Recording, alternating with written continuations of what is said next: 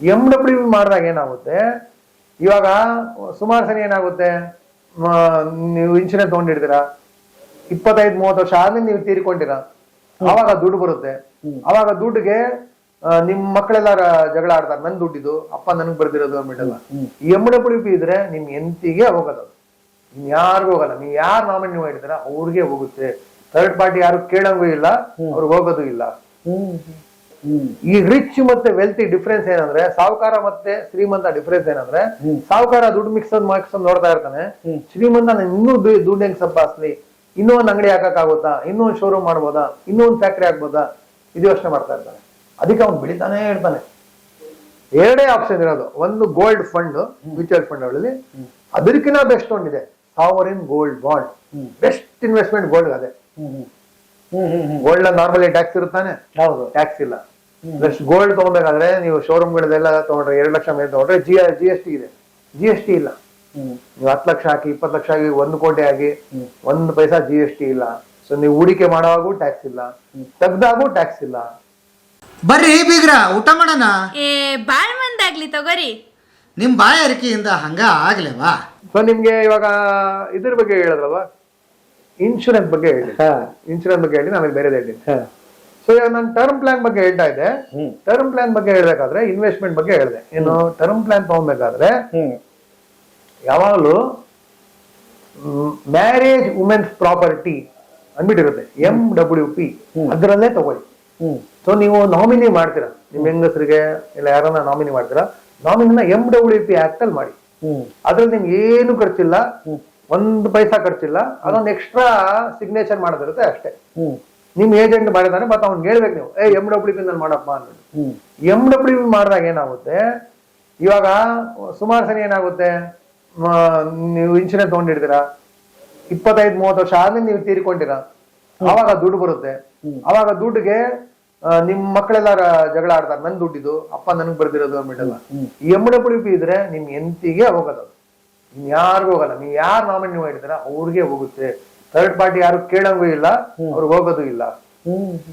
In fact ನಾನು ಸುಮಾರು ದಿನ ಹೆಂಗಸರಿಗೆ ಹೇಳ್ತೀನಿ, ನಿಮ್ ಗಂಡ ನಿಮ್ ನಿಜವಾಗ್ಲೂ ಲವ್ ಮಾಡ್ತಾನಂದ್ರೆ, ಪ್ರೀತಿ ಮಾಡ್ತಾನಂದ್ರೆ, ನಾಮಿನಿನ MWP ಆಕ್ಟ್ ಅಲ್ಲಿ ಮಾಡಿದಾರ ನೋಡಿ, ಮಾಡಿದ ಅಂದ್ರೆ ಮಾಡ್ಸಿ, ಅವನೇನ್ ಪ್ರೀತಿ ಮಾಡ್ತಾ ಇದ್ದಾನೆ ಮಾಡಿರ್ತ. ಯಾಕಂದ್ರೆ ಒಂದ್ಸಲಿ ನಾಮಿನಿ MWP ಮಾಡಿದ್ಮೇಲೆ ನಾಮಿನಿ ಚೇಂಜ್ ಮಾಡಕ್ ಆಗಲ್ಲ. ಏನದು MWP? ಇನ್ನೊಂದ್ಸಲ, ಮ್ಯಾರಿಡ್ ವುಮೆನ್ಸ್ ಪ್ರಾಪರ್ಟಿ ಆಕ್ಟ್.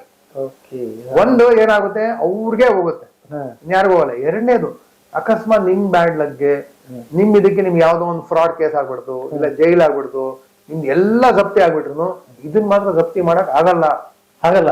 ಯಾವುದೇ ಕೇಸಲ್ಲಿ ಆಗಲ್ಲ. ನೀವು ಬೇಕಾದ್ರೆ ಎಂತ ಮೋಸ ಮಾಡಿರಿ, ದೇಶಕ್ಕೆ ಮೋಸ ಮಾಡಿರಿ, ಇದನ್ನ ಮಾತ್ರ ನಿಮ್ಗೆ ಯಾರು ನಾಮಿನಿ ಮಾಡಿದ್ರೆ ಅವ್ರಿಗೆ ದುಡ್ಡು ಹೋಗುತ್ತೆ. ಸೊ MWP ಆಕ್ಟ್ ಸುಮ್ನೆ ಏನು ಒಂದು ಸಿಗ್ನೇಚರ್ ಅಷ್ಟೇ ಎಕ್ಸ್ಟ್ರಾ. ಅದ್ ಮಾಡಿದ್ರೆ ಇಷ್ಟೊಂದು ಬೆನಿಫಿಟ್ ಇದೆ. MWP ಮ್ಯಾರಿಡ್ ವುಮೆನ್ಸ್ ಪ್ರಾಪರ್ಟಿ ಇದನ್ನ ಮಾಡಿ. ಒಬ್ಬ ಕಟಿಂಗ್ ಮಾಡೋನು ಯಾರೋ 40 ಕಾರು ನಮ್ಮ ರಮೇಶ್ ಬಾಬು ಅವ್ರು ಬೆಂಗಳೂರವ್ರೆ, ಅವರು ಹೇರ್ ಕಟ್ ಮಾಡೋರು. ಅವ್ರು ಏನ್ ಮಾಡಿದ್ರು, ಅವರು ಬೇರೆ ಊರು ಚಿತ್ತೂರ ಯಾವ್ದು, ಅವರು ಅಲ್ಲಿಂದ ಬೆಂಗಳೂರು ಬಂದ್ರು. ಅವರು ಬೆಂಗಳೂರು ಬಂದ್ಮೇಲೆ ಒಂದು ಕಟಿಂಗ್ ಶಾಪ್ ಹೋಗ್ಬಿಟ್ಟು ಸೇರ್ಕೊಟ್ರು ಕೆಲ್ಸಕ್ಕೆ, ಕಟಿಂಗ್ ಮಾಡಿದ್ರು. ಅವರಿಂದ ನಾವು ಏನ್ ಕಲಿಯೋದು ಇದೆ, ಸುಮಾರು ಕಲಿಯೋದಿದೆ, ಅದಕ್ಕೆ ನಾನು ಬರ್ದಿರೋದು. ಅವ್ರೇನ್ ಮಾಡಿದ್ರು, ಪ್ರತಿ ಮಂಗಳವಾರ ರಜಾ, ಕಟಿಂಗ್ ಶಾಪ್ ಎಲ್ಲ ರಜಾ ಅಲ್ವಾ. ಅವ್ರಿಗೇನ್ ಆಸೆ ಅಂದ್ರೆ ಈ ಊರುಗಳು ಸುತ್ತ ಆಸೆ. ಆದ್ರೆ ಊರು ಸುತ್ತಬೇಕಾದ್ರೆ ಏನು ದುಡ್ಡು ಬೇಕು ತಾನೆ. ಸೊ ಬಸ್ಸಲ್ಲಿ ಹೋಗೋದು, ಬಸ್ಸಲ್ಲಿ ಬರೋದು. ಬಟ್ ಆದ್ರೂ ಎಷ್ಟಲ್ಲಿ ಆ ರಶಲ್ಲಿ ಹೆಂಗ್ ಹೋಗೋದು, ಅದಕ್ಕೆ ಅವ್ರು ಯೋಚನೆ ಮಾಡಿದ್ರು, ಸ್ವಲ್ಪ ನಾನು ದುಡ್ಡು ಮಿಕ್ಸಿದ್ರೆ ಕಾರೇ ತಗೊಂಡ್ಬಿಟ್ರೆ ಅಂದ್ಬಿಟ್ಟು ದುಡ್ಡು ಮಿಕ್ಸ್ಕೊಂಡ್ ಹೋದ್ರು. ಒಂದು ಸೆಕೆಂಡ್ ಹ್ಯಾಂಡ್ ಕಾರ್ ಸಿಕ್ತು ಅವ್ರಿಗೆ. ಒಂದ್ ಗಿರಾಕಿನ ಯಾರ ಮಾಡ್ತೀನಿ ಅಂದ್ರು, ನಾನೇ ತಗೊಂತೀನಿ ಅಂದ್ರು. ಬರೀ 16,000 ಕಾರ್ ಸಿಕ್ಬಿಡ್ತು. ಆ ಕಾರ್ ತಗೊಂಡು ಅವ್ರು ಏನ್ ಮಾಡಿದ್ರು, ಪ್ರತಿ ಮಂಗಳವಾರ ಹೋಗೋದ್ ಬರೋ ಶುರು ಮಾಡಿದ್ರು. ಆದ್ರೆ ಅವ್ರು ಉಪಯೋಗಿಸ್ತಾ ಇದ್ದಿದ್ದು ಯಾವಾಗ, ಪ್ರತಿ ಮಂಗಳವಾರ ತಾನೆ. ಮಿಕ್ಕಿದ ದಿನ ಅಂಗಡಿಯಲ್ಲಿ ಇಡ್ತಾರೆ, ಕಾರ್ ವೇಸ್ಟ್. ಸೊ ಅದನ್ನ ಅಂಗಡಿ ಆಚೆ ಇಡೋದು. ಈ ಬೇರೆ ಗಿರಾಕಿಗಳೆಲ್ಲ ಕೇಳೋದು, ಏನಪ್ಪ ರಮೇಶ್ ಕಾರ್ ಇಟ್ಟಿದ್ಯಾ, ನನ್ ಕೊಡು, ನಾನು ನಿಮ್ಗೆ ದುಡ್ಡು ಕೊಡ್ತೀನಿ ಅನ್ನೋದು. ಅವ್ರು ಹೌದಲ್ವಾ, ಹೆಂಗಂದ್ರೆ ಇಲ್ಲಿ ಬಿದ್ದಿದೆ, ದುಡ್ಡು ಕೊಡ್ತಾನೆ, ಕೊಡೋಣ ತಗೋ ಅಂದ್ಬಿಟ್ಟು ಕೊಡೋ ಶುರು ಮಾಡೋದು. ಆ ದುಡ್ಡು ಬಂದಾಗ ಅದನ್ನ ಸೇರ್ಸ್ಕೊಂಡು ಹೋದ್ರು. ಹಿಂಗೆ ಸೇರ್ಸ್ಕೊಂಡು ಇನ್ನೂ ಒಂದ್ ಕಾರ್ ತಗೊಂಡ್ರು. ಇದರ ಒಂದ್ ಕಾರ್ 2 ಕಾರ್ ಆಯ್ತು. ಮತ್ತೆ 2 ಕಾರನ್ನು ಮತ್ತೆ ಅದನ್ನ ಬಾಡಿಗೆ ಬಿಡೋದು. ಇದರ ಬೆಳೆದು ಇವಾಗ 400 ಕಾರ್ ಇದೆ. 400 ಕಾರ್ ಇದೆ. ಒಂದಲ್ಲ, ಎರಡಲ್ಲ, 10 ಅಲ್ಲ, 40 ಅಲ್ಲ, 400 ಕಾರ್ ಇದೆ. ಅದು ಏನು Rolls Royce, Mercedes Benz, Bentley, ಯಾವ್ದೇನ್ರ ನೀವು ರಿಚೆಸ್ಟ್ ಕಾರ್ ಅದೆಲ್ಲ ಇದೆ. ಏನಕ್ಕೆ ಅಂದ್ರೆ ಕ್ಲಿಯರ್ ಕಟ್ ನನ್ ಕಾರ್ ಬೇಕು ಅಂದ್ಬಿಟ್ಟು ಒಂದು ಗುರಿ ಇತ್ತು ಅವ್ರಿಗೆ, ಕಾರ್ ಮಾಡೋದು. ಒಂದು ಎರಡನೇದು ಅಗೇನ್ ಅವ್ರಿಗೂ ಕೆಟ್ಟ ಅಭ್ಯಾಸ ಇರ್ಲಿಲ್ಲ, ಆ ದುಡ್ಡು ಮಿಕ್ತಾ ಇತ್ತು. ಸೊ ಎರಡು ಯಾವಾಗಲೂ ಏನು ನಾವು ಕಲ್ತಿದೀವಿ ಅಂದ್ರೆ, ಒಂದು ಗುರಿ ಇಡ್ಬೇಕು, ಯಾವಾಗಲೂ ಗುರಿ ಇಟ್ರೆ ಆಟೋಮೆಟಿಕ್ ಅಚೀವ್ ಆಗ್ತೀವಿ, ಯಾಕಂದ್ರೆ ಕಾಣಿಸ್ತಾನೆ ಇರುತ್ತೆ. ಎರಡನೇದು ಕೆಟ್ಟ ಅಭ್ಯಾಸ ಇರಬಾರ್ದು. ಕೆಟ್ಟ ಅಭ್ಯಾಸ ಇಲ್ಲ ಆಟೋಮೆಟಿಕ್ ಸೇವ್ ಆಗುತ್ತೆ, ದುಡ್ಡು ಮಿಗುತ್ತೆ, ಟೈಮು ಮಿಗುತ್ತೆ. ಏನ್ ಬೇಕಂದ್ರೆ ಒಂದೇ ವೆರೈಟಿ ಬೇಕು, ಇನ್ಕಮ್ದು ಪ್ರೂಫ್ ಬರ್ತಾನೆ ಇರಬೇಕು. ವಿಚ್ ಮೀನ್ಸ್ ನೀವು ಸ್ಯಾಲರಿ ಆಗಿದ್ರೆ ಸ್ಯಾಲರಿ ಮಾಡಿ, ಸ್ಯಾಲರಿ ಬಿಡಬೇಡಿ. ಸ್ಯಾಲರಿ ಜೊತೆಗೆ ಇನ್ನೇನ ಆಗುತ್ತಾ ನೋಡಿ, ಇನ್ಸೂರೆನ್ಸ್ ಏಜೆಂಟ್ ಆಗಿ, ಯಾವ್ದಾನ ಒಂದು ಕೆಲ್ಸಕ್ಕೆ ಹೋಗಿ, ಪಾರ್ಟ್ ಟೈಮ್ ಕೆಲಸ ಮಾಡಿ, ಏನೋ ಒಂದು ಮಾಡಿ, ಒಟ್ಟಿನಲ್ಲಿ ಎಕ್ಸ್ಟ್ರಾ ಇನ್ಕಮ್ ಬರೋ ಮಾಡಿ. ಇಲ್ಲ ನಿಮ್ಮ ಆಫೀಸಲ್ಲಿ ಎಕ್ಸ್ಟ್ರಾ ಮಾಡ್ಬೋದಾ ನೋಡಿ, ಮೋಸ ಮಾಡಕ್ ಹೋಗ್ಬೇಡಿ. ರೀತಿನಲ್ಲಿ, ನ್ಯಾಯ ನೀತಿನಲ್ಲಿ ಏನ್ ಮಾಡ್ಬೋದು ಮಾಡ್ಕೊಂಡು ಹೋಗಿ. ಸ್ವಲ್ಪ ನಿಮ್ಗೆ 10% ಇನ್ಕಮ್ ಜಾಸ್ತಿ ಆದ್ರೆ ಎಷ್ಟಾಗುತ್ತೆ ನೋಡಿ. ಆ 10% ಇನ್ಕಮ್ನ ನಂದಲ್ಲ ಅಂದ್ಬಿಟ್ಟು ಸಪರೇಟ್ ಆಗಿ ಇಟ್ಕೊಂಡು ಹೋಗ್ಬಿಡಿ, ನಿಮ್ಗೆ ಅದು ಎಲ್ಲೋ ಕರ್ಕೊಂಡು ಹೋಗ್ಬಿಡುತ್ತೆ. ನಿಮ್ದು ನೀವೇನ್ ಅನ್ಕೊಂಡಿದ್ರ, ನಾನು 20 ಲಕ್ಷ 30 ಲಕ್ಷ 50 ಲಕ್ಷ ರಿಟೈರ್ ಆಗೋದು, 5 ಕೋಟಿನಲ್ಲೇ ರಿಟೈರ್ ಆಗ್ತೀರಾ. ಓನ್ಲಿ ಥಿಂಗ್ ನಿಮ್ಗೆ ಇನ್ಕಮ್ ವೆರೈಟಿ ಜಾಸ್ತಿ ಮಾಡ್ಕೋಬೇಕು. ಅದು ತಿಂಗಳಿಗೆ 100 ರೂಪಾಯಿ ಬರಲಿ, ಸ್ಟಾರ್ಟಿಂಗ್ ಅಲ್ಲಿ ಹಂಗೆ ಬರೋದು 100 ರೂಪಾಯಿ ಬರಲಿ, ಆಮೇಲೆ 5,000 10,000 1 ಲಕ್ಷನೇ ಆಗುತ್ತೆ. ಸೊ ಹೇಳಿದ್ನಲ್ಲ, ಇನ್ಶೂರೆನ್ಸ್ ಏಜೆಂಟ್ ಆಗಿ one of the best way, easiest way to make money. Insurance agent ಇವಾಗಲೂ ತುಂಬಾ ಎಷ್ಟು ಓಪನ್ ಇದೆ ಗ್ರೌಂಡ್ ಅದು. ಬಟ್ ಇನ್ಶೂರೆನ್ಸ್ ಏಜೆಂಟ್ ಮಾಡಿ, ಪೋಸ್ಟ್ ಆಫೀಸ್ ಏಜೆಂಟ್ ಆಗಿ, ಸಿಕ್ಕಾಪಡೆ ಇದಿದೆ, ಟೈಲರ್ ಮಾಡಿ, ಟ್ಯೂಷನ್ ಮಾಡಿ ಮನೆಯಲ್ಲಿ. ಟ್ಯೂಷನ್ ಏನಿಗೆ ಮಾಡಬಾರ್ದು, ನಿಮ್ಗೆ ಇಷ್ಟೊಂದು ಓದಿದ್ದೀರಾ ಏನಿಗೆ ಮಾಡಬಾರ್ದು, ಅದ್ರಲ್ಲಿ ಅವಮಾನ ಏನು? ನಿಮ್ಗೆ ಬೇರೆಯವ್ರ ವಿದ್ಯೆ ಕಲಿಸ್ದಂಗೆ ಆಗುತ್ತೆ, ದುಡ್ಡು ಬರುತ್ತೆ, ತಗೊಳ್ಳಿ, 2 ಅವರ್ ತಾನೆ ಮಾಡಿ. ಮತ್ತೆ ಇನ್ನ ಒಂದಿದೆ ನಿಮ್ಗೆ, ಇದ್ರಕ್ಕೆ ನಾನು ಸೇವೆಯನ್ನು ಮಾಡ್ಬೇಕು, ದುಡ್ಡು ಬರ್ಬೇಕಂದ್ರೆ ಸುಮಾರು ಜನ ಬ್ಲೈಂಡ್ ಸ್ಟೂಡೆಂಟ್ಸ್ ಇರ್ತಾರೆ, ಅವ್ರಿಗೆ ಎಕ್ಸಾಮ್ ಬರೀರಿ, ನಿಮ್ಗೆ ದುಡ್ಡು ಬರುತ್ತೆ. ಸುಮಾರು ಜನ ಕೈ ಕಾಲಿರಲ್ಲ, ಅವ್ರಿಗೋಸ್ಕರ ಎಕ್ಸಾಮ್ ಬರೀಬಹುದು, ಅದಕ್ಕೆ ದುಡ್ಡು ಕೊಡ್ತಾರೆ, ಅದು ಮಾಡಿ. So there are varieties of ways of income which you can do. ಅದು ಮಾಡಿದ್ರೆ ಆಟೋಮೆಟಿಕಲಿ ದುಡ್ಡು ಮಾಡ್ಬೋದು. ಇಲ್ಲ ನಿಮ್ಗೆ ಅಡುಗೆ ಚೆನ್ನಾಗಿ ಮಾಡ್ತೀರಾ, ಅಡುಗೆ ಮಾಡಿದ್ರೆ ಯೂಟ್ಯೂಬ್ ಅಲ್ಲಿ ವಿಡಿಯೋ ಹಾಕಿ. ಇಲ್ಲ ನೀವು ಚೆನ್ನಾಗಿ ಮಾತಾಡ್ತೀರಾ, ಚೆನ್ನಾಗಿ ಆಡ್ತೀರಾ, ಅದನ್ನ ಯೂಟ್ಯೂಬ್ ಅಲ್ಲಿ ಮಾಡಿ. ಇಲ್ಲ ಎಲ್ಲನ ಹೋದಾಗ ವಿಡಿಯೋ ಹಿಡಿತೀರಾ, ಅದನ್ನೇ ಯೂಟ್ಯೂಬ್ ಅಲ್ಲಿ ಹಾಕೊಂಡು ಹೋಗಿ. ನೀವು ಯಾರು ಗೊತ್ತು, ನಿಮ್ ಯೂಟ್ಯೂಬ್ ನಂಬರ್ 1 ಆಗ್ಬೋದು, ಅದನ್ನ ನಿಮ್ ದುಡ್ಡು ಬರ್ಬೋದು. You never know what you can become. ಮಾಡ್ತಾ ಇರಿ ಎಲ್ಲ ಒಂದು ಸಕ್ಸಸ್ ಆಗುತ್ತೆ. You will make lot of money. Expenses control ಮಾಡೋ ಒಂದು ಎಕ್ಸಾಂಪಲ್ ಹೇಳಿ. ಇವಾಗ ನೀವು ಸಿಕ್ಕಾಪಟ್ಟೆ ಹೊಟ್ಟೆ ಹಾಸಿದೆ, ನೀವು ಹೋಟ್ಲಿಗೆ ಹೋಗ್ತೀರಾ, 400 ರೂಪಾಯಿ ಊಟ ಅಲ್ಲಿ ಬಫೆ. 400 ರೂಪಾಯಿ ಊಟ ಅಲ್ವಾಪ ಕೊಡ್ಲಾ ಅಂತ ಯೋಚನೆ ಮಾಡ್ತೀರಾ, ಎದುರು ಕಡೆ ನೋಡ್ತೀರಾ 200 ರೂಪಾಯಿ ಊಟ. ಅರೆ 200 ರೂಪಾಯಿ ಬಫೆ ಊಟ, ಇಲ್ಲೇ 400 ರೂಪಾಯಿ ಅಲ್ಲಿ ಹೋಗ್ತೀನಿ ಹೋಗ್ತೀರಾ. ಅಲ್ಲೋಬೇಕಾದ್ರೆ ನೋಡ್ತೀರಾ ಇನ್ನೂ ಒಂದು ಎದುರು ಕಡೆ ಹೋಟ್ಲ 100 ರೂಪಾಯಿ ಲಿಮಿಟೆಡ್ ಮೀಲ್ಸ್ ಅಂದ್ಬಿಟ್ಟಿರುತ್ತೆ. ಬೇಡ ನನಗೇನು ಹೊಟ್ಟೆ ಹಸಿವಿಲ್ಲ ಇವತ್ತು, ಸಾಕಿ 100 ರೂಪಾಯಿ ಊಟ ಮಾಡೋಣ ಅಂದ್ಬಿಟ್ಟು ಹೋಗ್ತೀರಾ. ಅಲ್ಲಿ ಹೋಗ್ಬೇಕಾದ್ರೆ ಇನ್ನೊಂದು ನೋಡ್ತೀರಾ ರೋಡಲ್ಲಿ 50 ರೂಪಾಯಿ ಹಾಕಿರ್ತಾನೆ. ಸುಮಾರು ಜನ ರಶ್ ಇರುತ್ತೆ, ರಶ್ ಇದೆ ಅವನ ಹತ್ರ, ಬರೀ 50 ರೂಪಾಯಿ ಸಾಕು, ನನಗೆ ಹೊಟ್ಟೆ ಹಸಿವಿಲ್ಲ ಇವತ್ತು, ರಶ್ ಇದೆ ಚೆನ್ನಾಗೂ ಇರುತ್ತೆ ಅಂದ್ಬಿಟ್ಟು ಹೋಗ್ತೀರಾ. ಅದಕ್ಕಿಂತ ಕಮ್ಮಿ ಆಗುತ್ತಾ ನಿಮ್ಗೆ? ಅದ್ರ ಕಮ್ಮಿ ಅಂದ್ರೆ ಇಂದಿರಾ ಕ್ಯಾಂಟೀನ್ ಹೋಗ್ಬೇಕು, ಆಯ್ತಾ? ಅಲ್ಲಿ ಹೋಗಲ್ಲ. ಅದ್ರಿಗೆ ಆಯ್ತು, ಇಂದಿರಾ ಕ್ಯಾಂಟೀನ್ಗೂ ಹೋದೆ ನಾನು. ಇಂದಿರಾ ಕ್ಯಾಂಟೀನ್ಗೆ ಕಮ್ಮಿ ಯಾವ್ದನ ಇದೆಯಾ? ಇಲ್ಲ ತಾನೆ. ಅಂದ್ರೆ ನಾನು 400 ರೂಪಾಯಿ ಖರ್ಚಿಂದ 10 ರೂಪಾಯಿಗೂ ತಗೊಂಡ್ಬಂದೆ. ಸೊನ್ನೆ ಮಾಡಕ್ ಆಗಿಲ್ವಲ್ಲ, ಖರ್ಚು ಮಾಡ್ಲೇಬೇಕಲ್ವ? ಅದೇ ನಿಮ್ಮ ಇನ್ಕಮ್ ಇದೆ ಅನ್ಕೊಳ್ಳಿ. ನನ್ನ ಇನ್ಕಮ್ ತಿಂಗಳಿಗೆ 10,000 ಇದೆ, ನೆಕ್ಸ್ಟ್ ತಿಂಗಳು 15 ಆಯ್ತು, 20 ಆಯ್ತು, 1 ಲಕ್ಷ ಆಯ್ತು, 10 ಲಕ್ಷ ಆಯ್ತು. ಅದಕ್ಕೆ ಲಿಮಿಟ್ ಇದೆಯಾ? 1 ಕೋಟಿ ಆದ್ಮೇಲೆ ಲಿಮಿಟ್ ಇದೆಯಾ? 1 ಕೋಟಿ ಆದ್ಮೇಲೆ ಸಂಪಾದಿಸಬೇಡ ಲಿಮಿಟ್ ಇದೆಯಾ? ಇಲ್ಲ ತಾನೆ. ಇಲ್ಲ. ಅಂದ್ರೆ ನಮ್ಮ ಥಿಂಕಿಂಗ್ ಎಲ್ಲ ಎಲ್ಲಿರ್ಬೇಕು, ಎಲ್ಲಿ ಖರ್ಚು ಮಾಡಿ, ಎಲ್ಲಿ ಸೇವ್ ಮಾಡ್ಲಿ, ಎಲ್ಲಿ ಉಳಿಸ್ಲಿ, ಅದಲ್ಲ. ಎಲ್ಲಿ ನಾನು ಸಂಪಾದಿಸ್ಲಿ ಅದ್ರ ಮೇಲೆ ಮಾಡ್ಬೇಕು. ಈ ರಿಚ್ ಮತ್ತೆ ವೆಲ್ತಿ ಡಿಫ್ರೆನ್ಸ್ ಏನಂದ್ರೆ, ಸಾಹುಕಾರ ಮತ್ತೆ ಶ್ರೀಮಂತ ಡಿಫ್ರೆನ್ಸ್ ಏನಂದ್ರೆ, ಸಾಹುಕಾರ ದುಡ್ಡು ಮಿಕ್ಸ್ ನೋಡ್ತಾ ಇರ್ತಾನೆ, ಶ್ರೀಮಂತ ನಾನು ಇನ್ನೂ ದುಡ್ಡು ಹೆಂಗ್ ಸಂಪಾದಿಸ್ಲಿ, ಇನ್ನೂ ಒಂದು ಅಂಗಡಿ ಹಾಕಕ್ಕಾಗುತ್ತಾ, ಇನ್ನೂ ಒಂದು ಶೋರೂಮ್ ಮಾಡ್ಬೋದಾ, ಇನ್ನೂ ಒಂದು ಫ್ಯಾಕ್ಟ್ರಿ ಹಾಕ್ಬೋದಾ, ಇದು ಯೋಚನೆ ಮಾಡ್ತಾ ಇರ್ತಾನೆ. ಅದಕ್ಕೆ ಅವ್ನು ಬೆಳಿತಾನೆ ಇರ್ತಾನೆ. ಮಫತ್ಲಾಲ್ ಕೇಳಿದಿರ ಹೆಸರು? 20 ವರ್ಷ ಮುಂಚೆ ಮಫತ್ಲಾಲ್ ಬಹಳ ದೊಡ್ಡ ಅಂಗಡಿ, ಬಹಳ ದೊಡ್ಡ ರೆಡಿಮೇಡ್. ಇವಾಗ ಎಲ್ಲಿದ್ದಾನ ಅವನು? ರೇಮಂಡ್ ಮಫತ್ಲಾಲ್ ಇಬ್ರು ಜೊತೆಗಿದ್ರು. ರೇಮಂಡ್ ಏನ್ ಮಾಡ್ದ? ಮಫತ್ಲಾಲ್ ದುಡ್ಡು ಮಿಕ್ಸ್ ನೋಡ್ದ, ದೊಡ್ಡ ಶೋರೂಮ್ ಏನನ್ನ ಚಿಕ್ಕ ಶೋರೂಮ್ ಮಾಡೋದು, ಆತರ ಮಾಡ್ಕೊಂಡದ. ರೇಮಂಡ್ ಏನ್ ಮಾಡ್ದ? ಇನ್ನೂ ಒಂದು ಶೋರೂಮ್ ಓಪನ್ ಮಾಡೋದು, ಇನ್ನ ದೊಡ್ಡ ಮಾಡೋದು, ಈ ತರ ಮಾಡ್ಕೊಂಡದ. ಅದಕ್ಕೆ ರೇಮಂಡ್ ಎಲ್ಲೋ ಬೆಳೆದ್ಬಿಟ್ಟ. Classic example. ಈ ತರ ನಾವು ನಮ್ಮ ಇನ್ವೆಸ್ಟ್ಮೆಂಟ್ ನ, ನಮ್ಮ ಥಿಂಕಿಂಗ್ ನ ನಾವು ಚೇಂಜ್ ಮಾಡ್ಬೇಕು. ನಾನು ದುಡ್ಡು ಎಲ್ಲಿ ಮಿಕ್ಸ್ತಿ ಅದಕ್ಕಿನ್ನ ಮಿಕ್ಸ್ಬೇಕು. ಅದ್ರ ಬಗ್ಗೆ ಯೋಚನೆ ಮಾಡಿ, ಇಷ್ಟು ಯೋಚನೆ ಮಾಡಿ. ಜಾಸ್ತಿ ಎಲ್ಲಿ ಯೋಚನೆ ಮಾಡ್ಬೇಕಂದ್ರೆ ಯಾವ ತರ ಸಂಪಾದಿಸಿ, ನಾನು ಇನ್ನೊಂದೇನ್ ಬೇರೆ ತರ ಸಂಪಾದಿಸ್ಬೋದಾ, ಇದ್ರ ಬಗ್ಗೆ ಮಾಡ್ಕೊಂಡು ಹೋಗ್ಲಿ. ಇಲ್ಲ ನಾನು ಈ ಕೋರ್ಸ್ ಓದಿದ್ರೆ ನನ್ಗೆ ಜಾಸ್ತಿ ಸಂಬಳ ಬರುತ್ತಾ, ನಾನು ಈ ಪ್ರಾಜೆಕ್ಟ್ ಮಾಡಿದ್ರೆ ನನ್ಗೆ ಎಕ್ಸ್ಟ್ರಾ ಇನ್ಕಮ್ ಬರುತ್ತಾ, ಮಾಡ್ಕೊಂಡು ಹೋಗಿ. ನನ್ನ ಇನ್ಕಮ್ ಶುರು ಆಗಿದೆ ಸರ್, ದೇವ್ರ ದಯದಿಂದ ಚೆನ್ನಾಗಿ ಸಿಕ್ಕಿದೆ, ಬೆಂಗಳೂರಿಗೆ ಬಂದೆ, ಸೆಟ್ ಆದೆ, ಒಳ್ಳೆ ಕಂಪ್ನಿಯಲ್ಲಿ ಕೆಲಸ ಮಾಡ್ತಾ ಇದ್ದೀನಿ ಅಂತ. ಮೊದಲು ಬರೋದೇ ಒಂದು ಕಾರು, ಅದಾದ್ಮೇಲೆ ಸೈಟು, ಮನೆ. ಯಾವ್ದು ಮೊದಲು ಮಾಡ್ಬೇಕು? ಅಥವಾ ಸೈಟ್ ಮಾಡ್ಬೇಕು? ನಾನು ನೋಡ್ದಂಗೆ ಕೆಲಸ ಸಿಕ್ಕಿದ ತಕ್ಷಣ ಸಂಬಳ ಪಡೆದ ತಕ್ಷಣ ಫಸ್ಟ್ ಏನ್ ಮಾಡ್ತಾರ ಅವರು, ಫಸ್ಟ್ ಹೀರೋ ಹೋಂಡಾ ಶೋರೂಮ್ ಹೋಗ್ತಾರೆ, ಬೈಕ್ ತಗೊಂಡಾರೆ. ಇಲ್ವಾ ಆಪಲ್ ಶೋರೂಮ್ ಹೋಗ್ಬಿಟ್ಟು ಮೊಬೈಲ್ ತಗೊಂಡಾರೆ. ಕರೆಕ್ಟ್ನಾ? ಅದು ತಗೊಂಡ್ಮೇಲೆ ತಂದೆ ತಾಯಿ ಫೋರ್ಸ್, ಇವಾಗ ಇನ್ಕಮ್ ಶುರು ಆಗಿದೆ, ಫಸ್ಟ್ ಮನೆ ತಗೋ, ಫಸ್ಟ್ EMI ತಗೋ ಅಂದ್ಬಿಟ್ಟು. ಸೊ ಬಿಗ್ಗೆಸ್ಟ್ ಮಿಸ್ಟೇಕ್ ಮಾಡೋದು ಜನರಿಲ್ಲೇ.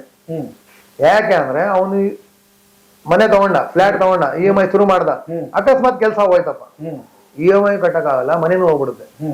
ಯಾವುದೇ ನೀವು ಇನ್ಕಮ್ ಬಂದಿದ ತಕ್ಷಣ, ಫಸ್ಟ್ ಕೆಲಸ ಸಿಕ್ಕಿದ ತಕ್ಷಣ ಯಾವುದನ್ನು ಗ್ಯಾರಂಟಿಡ್ ಖರ್ಚನ್ನ ಇಟ್ಕೊಳಕ್ ಹೋಗ್ಬೇಡಿ. ಓಕೆ, ಅಂದ್ರೆ ನಾನು ಏನೇ ಆಗ್ಲಿ ನಾನು ಕೊಡ್ಲೇಬೇಕು. ಅವಾಗ ನೀವು ಏನೋ ಅಲ್ಲಿ ಸಿಕ್ಕಾಕೊಂಡ್ಬಿಟ್ರೆ ನೀವು ಕೆಲಸ ಬಿಡಕ್ ಆಗಲ್ಲ. ನಿಮ್ಗೆ ಕೆಲಸ ಇಷ್ಟ ಇಲ್ಲ, ಓನರ್ ಇಷ್ಟ ಇಲ್ಲ, ನಿಮ್ಗೆ ಬೇರೆ ಕಡೆ ಹೋಗ್ಬೇಕು, ಬೇರೆ ಕಡೆ ಹೋದ್ರೆ ಸಿಗುತ್ತೋ ಇಲ್ಲ ಭಯ, ಯಾಕಂದ್ರೆ ನೀವು EMI ಕಟ್ಬೇಕು. ಅದಕ್ಕೋಸ್ಕರ ಯಾವುದೇ ಒಂದು ಸಿಕ್ಕಾಕೊಂಡು ಹೋಗ್ಬೇಡಿ, EMI ಟ್ರ್ಯಾಪ್ ಅಲ್ಲಿ ಅಂತ ಸಿಕ್ಕಾಕೊಂಡು ಹೋಗ್ಬೇಡಿ. ಫಸ್ಟ್ ಥಿಂಗ್ ನೀವೇನ್ ಮಾಡ್ಬೇಕು, ನಾನು ಹೇಳ್ದಂಗೆ first life insurance, health insurance, emergency ಏನು, ನನಗೆ 3 ತಿಂಗಳು ಕೆಲಸ ಇಲ್ಲ ಅಂದ್ರೆ ನನ್ ಖರ್ಚು ನಡಿಬೇಕು, EMI ಆರಾಮ್ ಕಟ್ಬೇಕು, ಅಷ್ಟು ದುಡ್ಡು ಇಟ್ಬಿಡಿ. ಆ ದುಡ್ಡು ಇಟ್ಟ ಮೇಲೆ ಆಮೇಲೆ ಇನ್ವೆಸ್ಟ್ಮೆಂಟ್ ಮಾಡಿ. ನೀವು ಇನ್ವೆಸ್ಟ್ಮೆಂಟ್ ಮಾಡಿದಾನು ಪರವಾಗಿಲ್ಲ, ನಿಮ್ಗೆ ಏನನ್ನ ಎಮರ್ಜೆನ್ಸಿ ಫಂಡ್ 3 ತಿಂಗಳು ಅಷ್ಟು ದುಡ್ಡು ನಿಮ್ಗೆ ಹತ್ರ ಬ್ಯಾಕಪ್ ಇದ್ರೆ ಧೈರ್ಯವಾಗಿ ಕೆಲಸ ಬಿಡ್ಬೋದು ನೀವು. ಕರೆಕ್ಟಾ? ನೀವು ಧೈರ್ಯವಾಗಿ ಕೆಲಸ ಬಿಡ್ಬೋದಂದ್ರೆ ಎಮರ್ಜೆನ್ಸಿ ಫಂಡ್ ಬೇಕು. ಸೊ ನೀವು ಕೆಲಸ ಸಿಕ್ಕಿದ ತಕ್ಷಣ ಫಸ್ಟ್ ಥಿಂಗ್ ಏನ್ ಮಾಡ್ಬೇಕಂದ್ರೆ ಲೈಫ್ ಇನ್ಶೂರೆನ್ಸ್, ಹೆಲ್ತ್ ಇನ್ಶೂರೆನ್ಸ್, ಅದಾದ್ಮೇಲೆ ಎಮರ್ಜೆನ್ಸಿ, ಅದಾದ್ಮೇಲೆ ಇನ್ವೆಸ್ಟ್ಮೆಂಟ್. ಅಲ್ಲವರೆಗೂ ಯಾವುದೇ ನೀವು EMI ಯಾವ್ದಕ್ಕೂ ಸಿಕ್ಕಾಕೊಂಡು ಹೋಗ್ಬೇಡಿ. ಸಿಕ್ಕಾಕೊಂಡ್ಬಿಟ್ರೆ ಜೀವನ ಪೂರ್ತಿ ಅದೇ ಮಾಡ್ಕೊಂಡಿರ್ತಾರೆ. ಸೈಟ್ ಇರೋದ್ ಬೆಟರ ಅಥವಾ ಮನೆ ಇರೋದ್ ಬೆಟರ? ಯಾವಾಗ ನಿಮ್ಗೆ ನಾನು ಹೋಗ್ಬಿಟ್ಟು ಅಲ್ಲಿ ಇಡ್ತೀನಿ ಅಂದ್ಬಿಟ್ಟು ಯೋಚನೆ ಮಾಡ್ಬೇಕು ನೀವು. ನಾನು ಅಲ್ಲಿ ಹೋಗ್ಬಿಟ್ಟು ಇಡ್ತೀನ, ದೆನ್ ಮನೆ.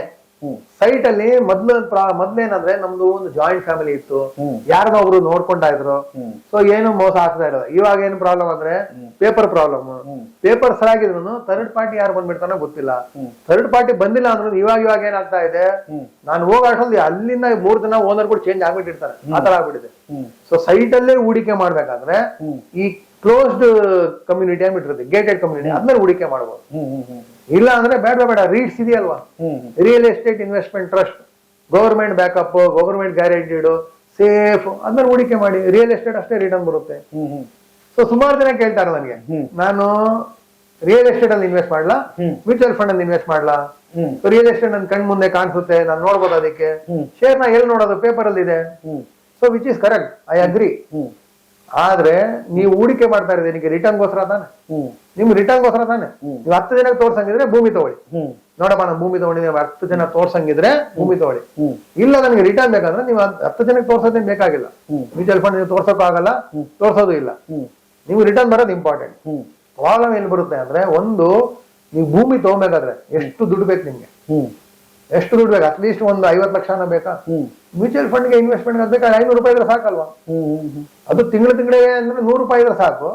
ಒನ್ ಟೈಮ್ ಅಂದ್ರೆ 500 ರೂಪಾಯಿ ಇದ್ರೆ ಸಾಕು. ಎರಡನೇದು, ನಿಮ್ಮ ಹತ್ರ ಒಂದು ಭೂಮಿ ಇದೆ, 1 ಕೋಟಿ ಅದು ಇದೆ, ಬೆಲೆ ಇದೆ, ನಿಮ್ಗೆ 20 ಲಕ್ಷ ಬೇಕು, ಏನ್ ಮಾಡ್ತೀರಾ? ಭೂಮಿನ ಅರ್ಧ ಮಾರಕ್ಕಾಗುತ್ತಾ? ಸ್ವಲ್ಪ ಮಾರಕ್ಕಾಗುತ್ತಾ? ಆಗಲ್ಲ. ಸೊ ಭಾಗ ಆಗಿ ಮಾರಕ್ ಆಗಲ್ಲ. Mutual fund share any time ಎಷ್ಟು ಬೇಕಾದ್ರೂ ಮಾರ್ಬೋದು ನಾನು. ಮೂರನೇದು, ನಾನು ಅರ್ಜೆಂಟ್ ಅಲ್ಲಿ ಇದ್ದಾಗ ಭೂಮಿ ಮಾರ್ಬೇಕಾದ್ರೆ ಆಕ್ಚುಲಿ ಆಟೋಮೆಟಿಕ್ ರೇಟ್ ಕಮ್ಮಿ ಆಗ್ಬಿಡುತ್ತೆ. ಅವ್ನು ಅರ್ಜೆಂಟ್ ಅಲ್ಲಿ ನಾನಪ್ಪ ಅಂದ್ಬಿಟ್ಟು 1 ಕೋಟಿ ಇರೋದು 90 ಲಕ್ಷಕ್ಕೆ ಕೇಳ್ತಾರೆ. ನಾನು ಫೋರ್ಸ್ಫುಲಿ ನನ್ನ ಕಣ್ ಮುಂದೆನೆ ನಾನು 10 ಲಕ್ಷ ಲಾಸ್ ಮಾಡ್ಬೇಕಾಗುತ್ತೆ. ಶೇರ್ ಅಲ್ಲಿ ಮ್ಯೂಚುವಲ್ ಫಂಡ್ ನಂಗಿಲ್ವಲ್ಲ. ಸೊ ನನ್ನ ಏನಿದೆ ಬೆಲೆ, ಮಾರ್ಕೆಟ್ ಏನಿದೆ ಅದೇ ಬೆಲೆ ಸಿಗುತ್ತೆ. ಅವ್ರಿಗೆ ಬೇರೆ ಬೆಲೆ, ನನ್ಗೆ ಬೇರೆ ಬೆಲೆ ಇಲ್ಲ, ಅವೆಲ್ಲ ಒಂದೇ ಬೆಲೆ. ಅಂಡ್ ಮೋಸ್ಟ್ ಇಂಪಾರ್ಟೆಂಟ್, ಭೂಮಿನಲ್ಲಿ 20% ಟ್ಯಾಕ್ಸ್, ಶೇರ್ ಅಲ್ಲಿ 10% ಟ್ಯಾಕ್ಸ್ ಮ್ಯೂಚುವಲ್ ಫಂಡ್ ಅಲ್ಲಿ. ಅಂಡ್ ಭೂಮಿ ಇರ್ಲಿ, ಫ್ಲಾಟ್ ಇರ್ಲಿ, ನಾನು ಉಪಯೋಗಿಸದೆ ಇರ್ಲಿ, ಪ್ರತಿ ವರ್ಷ ನಾನು ಟ್ಯಾಕ್ಸ್ ಕಟ್ಬೇಕು.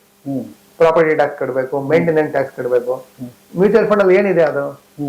ಏನಿಲ್ವಲ್ಲ.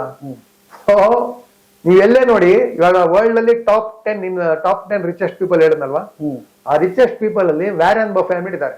ಅವರು 1980 ಇಂದ ಅವರೇ ಇರೋದು. ಈ ಕಡೆ ಆ ಕಡೆ ಇರ್ತಾರೆ ಅಷ್ಟೇ, ಬಟ್ ಇದ್ದಾರೆ. ಈ ಟಾಪ್ 10 ರಿಚೆಸ್ಟ್ ಅಲ್ಲಿ ಒಬ್ರು ಭೂಮಿ ಇರೋನ್ ಯಾರು ಇಲ್ಲ. ಬರೇ ಭೂಮಿನಲ್ಲಿದ್ದು ರಿಯಲ್ ಎಸ್ಟೇಟ್ ಮಾಡ್ಕೊಂಡಿರೋನ್ ಯಾರು ಇಲ್ಲ. ಮ್ಯೂಚುವಲ್ ಫಂಡ್ ಮಾಡೋರಿದ್ದಾರೆ, ಶೇರ್ ಅಲ್ಲಿ ಮಾಡೋರಿದ್ದಾರೆ, ನಮ್ಮ ರಾಕೆ ಚುಂಜನಲ್ಲ ಇಂಡಿಯಾನ್ ಅಲ್ಲಿ ಅವರಿದ್ದಾರೆ. ಬಟ್ ಬರೇ ಭೂಮಿ ಮಾಡೋರು ಯಾರು ಇಲ್ಲ. ಸೊ ನಮ್ಗೆ ಭೂಮಿದು ನಮ್ಗೆ ಆತರ ಅಟ್ರಾಕ್ಷನ್ ಅನ್ಸುತ್ತೆ, ಎಮೋಷನ್ ಅದು. ಯಾಕಂದ್ರೆ ನಾವು ಹಾಕೋ ದುಡ್ಡು ದೊಡ್ಡದು, ತಗೊಳೋದು ದೊಡ್ಡದು, ನಮ್ಗೆ ದೊಡ್ಡ ದುಡ್ಡು ಬಂದ್ಬಿಡಪ್ಪ ಅಂದ್ರೆ ಅನ್ಸುತ್ತೆ. ಯಾವಾಗಲೂ ಪರ್ಸೆಂಟೇಜ್ ಅಲ್ಲಿ ನೋಡ್ಬೇಕು, ನನ್ಗೆ ಎಷ್ಟು ಇನ್ಕಮ್ ಬಂತು ಅಂದ್ಬಿಟ್ಟು. ಭೂಮಿನಲ್ಲಿ ನ್ಯಾಷನಲ್ ಹೌಸಿಂಗ್ ಬೋರ್ಡ್ ಅಂದ್ಬಿಟ್ಟು ಒಂದು ಬೋರ್ಡ್ ಇದೆ, ಇಂಡಿಯಾದ ಗೌರ್ಮೆಂಟ್. ಅದ್ರದ್ದು ನಾನು ರಿಟರ್ನ್ ತೆಗೆದು ನೋಡಿದಾಗ 11.5% ರಿಟರ್ನ್ ಇದೆ ಪ್ರತಿ ಲಾಸ್ಟ್ 10 years ಅಲ್ಲಿ. ಅಂದ್ರೆ ಪ್ರತಿ ವರ್ಷ 11.5% ಇದರ ಬೆಳ್ಕೊಂಡು ಹೋಗಿದೆ. ಅದೇ ನಮ್ ಸೆನ್ಸೆಕ್ಸ್ ಸ್ಟಾಕ್ ಮಾರ್ಕೆಟ್ ಸೆನ್ಸೆಕ್ಸ್ ಅದು ಗವರ್ಮೆಂಟ್ ನಂಬರ್ ಅಲ್ಲೇ ಇರೋದು, ಅದು 14% ಕೊಟ್ಟಿದೆ.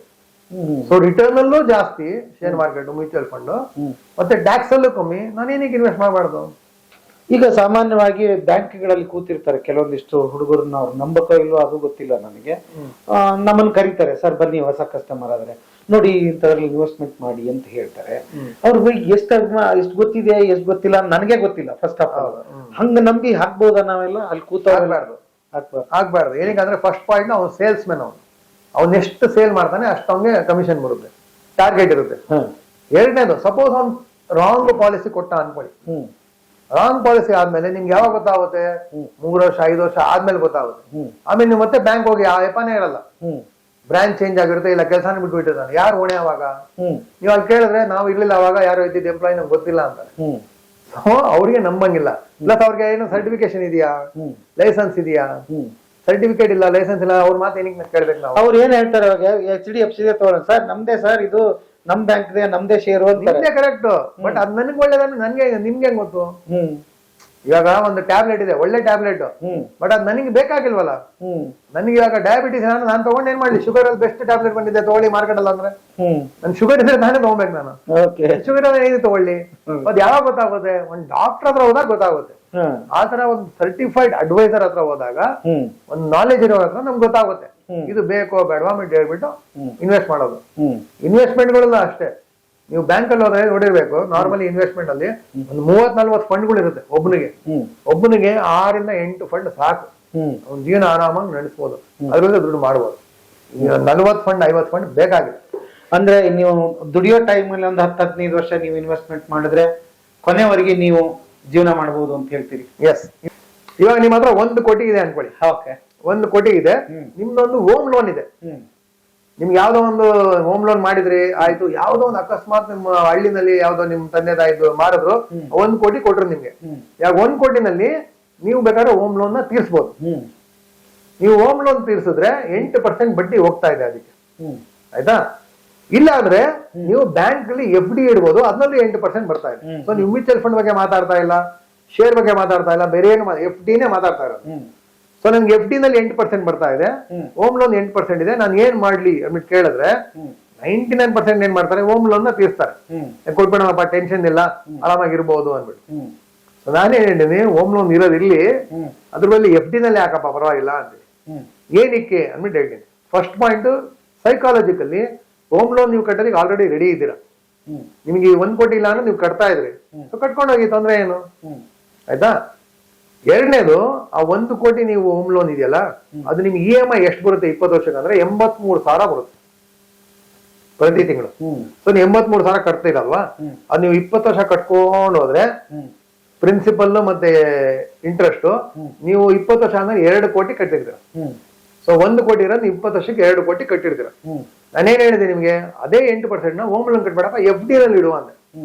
ಅದೇ ನೀವು FD ನಲ್ಲಿ ಇಟ್ರೆ ಆ 1 ಕೋಟಿ 20 ವರ್ಷಕ್ಕೆ 4.25 ಕೋಟಿ ಆಗಿರುತ್ತೆ. ಸೊ ನಾನು ಶೇರ್ ಮಾರ್ಕೆಟ್ ಹೇಳಿಲ್ಲ, ಮ್ಯೂಚುವಲ್ ಫಂಡ್ ಹೇಳಿಲ್ಲ, ಏನು ಹೇಳಿಲ್ಲ, ನಾನು FD ನೇ ಹೇಳಿದ್ದು. ಇದು 8%, ಇದು 8%. ಇದನ್ನ 2 ಕೋಟಿ ಹೋಗುತ್ತೆ, ಇದನ್ನ 4.25 ಕೋಟಿ ಬರುತ್ತೆ. ಇವಾಗ ಏನ್ ಮಾಡ್ಬೇಕು ನೀವೇ ಡಿಸೈಡ್ ಮಾಡಿ. ಈಸಿಯಾಗಿ ಅಲ್ಲಿ ತೆಗೆದು ಕಟ್ಕೊಡೋದಲ್ಲ.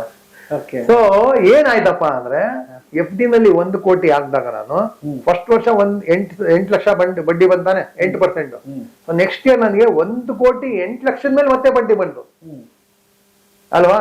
1 ಕೋಟಿ ಮೇಲೆ ಅಲ್ಲ, ನಂದು 1 ಕೋಟಿ 8 ಲಕ್ಷ ಆಗಿದೆ, ಅದ್ರ ಮೇಲೆ 8% ಬಂತು, ಅದ್ರ ನೆಕ್ಸ್ಟ್ ಮತ್ತೆ 8% ಬಂತು.